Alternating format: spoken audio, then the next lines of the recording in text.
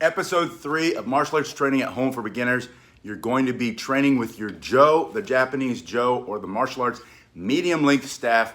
Usually is going to be about 54 inches, but it doesn't have to be perfect, and you can start with what you have. You can get a dowel rod from the hardware store, put a little bit of oil on it, sand it down first, and that can be your Jo or your Jo staff. I'm going to lower the camera just a little bit.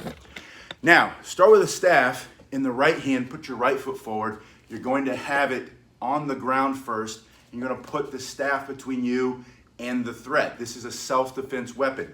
From here, you're going to lift the back side of it forward and let it drop. So it's on the outside, you're going to let it drop and come to the inside, where you're going to continue to pull it up and through until it goes back to the side where it started. So this is a figure 8 spin, and it's similar to a spin that you might do with a longer staff like a bow. The difference is you're going to be doing the spin with one long side and one short side. Now let me show you right away what the purpose of the short side is. This short side is for self-defense. From here, the threat's coming in, you can immediately push in, striking hard and fast wherever you need to stay safe. But from here, as a warm-up, to keep your body safe from injury, I want you to start with this figure 8 spinning motion. Now take your thumb. Good morning, T, it's good to see you. You're going side to side, spinning. Your hand is going to stay closed. This is incorrect. This is always correct because it's going to force you to get more control of the staff and increase your flexibility at the same time. So you're coming through. Just go slower at first if you need to. Slow is smooth, smooth is fast. That's our saying. You're going to just allow it, the staff, the weight of the staff, to do the work. Now this is a heavier red oak staff. It's 1.25 inches in diameter.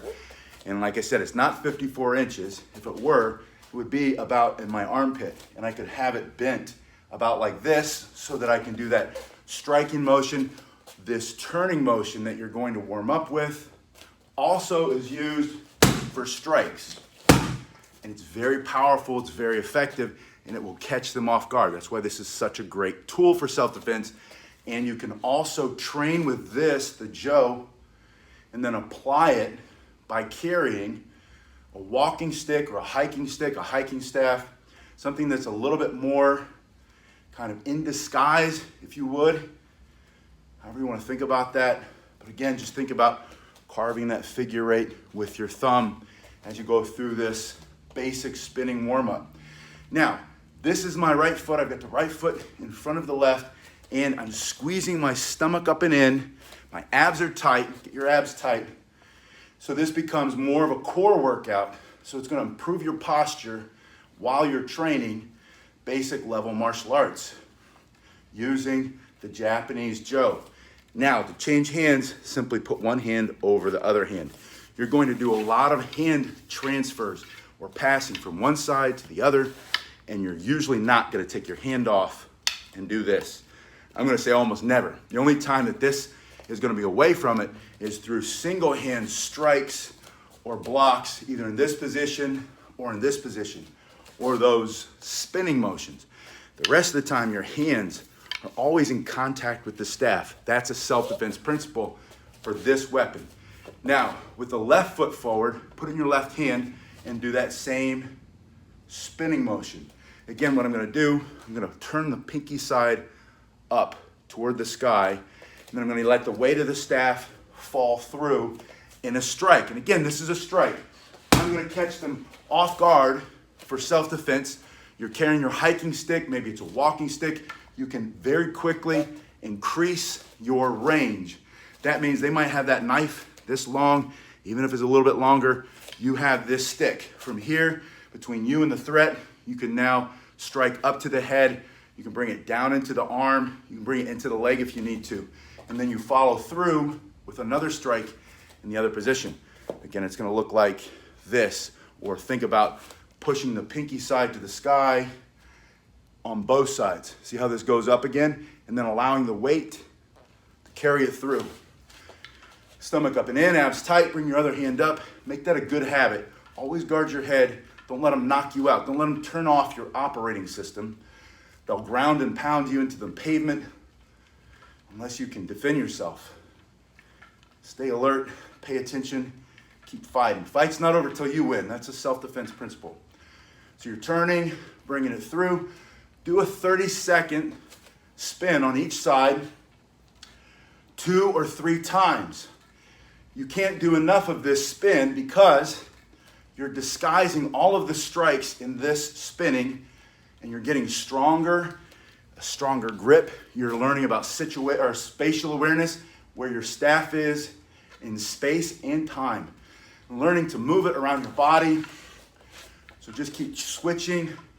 Do this for 30 seconds. Switch back and forth 3 sets. And then that comes out to be 3 minutes. That's a good, basic, easy warm-up that's going to give you great value. You're going to grow very quickly from just 3 minutes of this spinning every single day. So that's the second set. Back to the first set. We're going in for 30 seconds. You can see now that I'm warming up. I'm pulling my stomach up in even tighter, and I'm starting to push faster. I want you to push yourself out of your comfort zone. You're only going to grow in your comfort zone, and you're going to go to the other one. Yes, it's good to see you. Hokaje. Is that the name of this technique? My Japanese terms are not that great.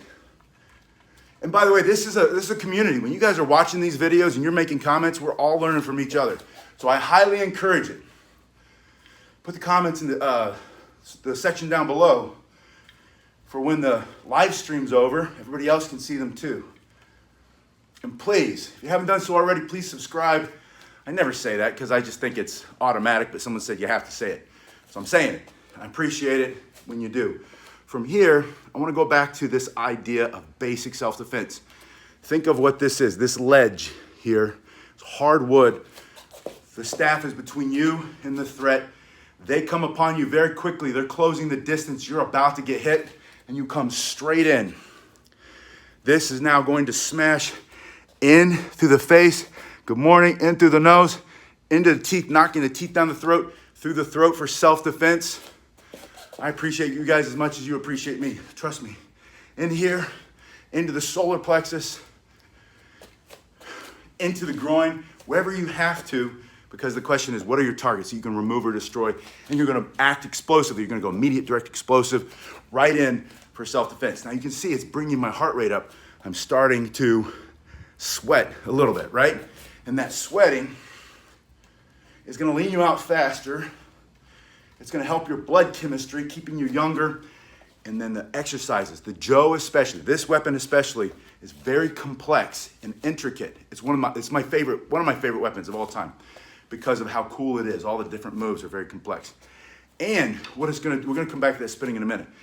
But I'm going to show you some more self-defense techniques because I want you to be able to pick this up, pick up a walking stick, a hiking stick, and the first day you walk out of the house, you have some options for self-defense.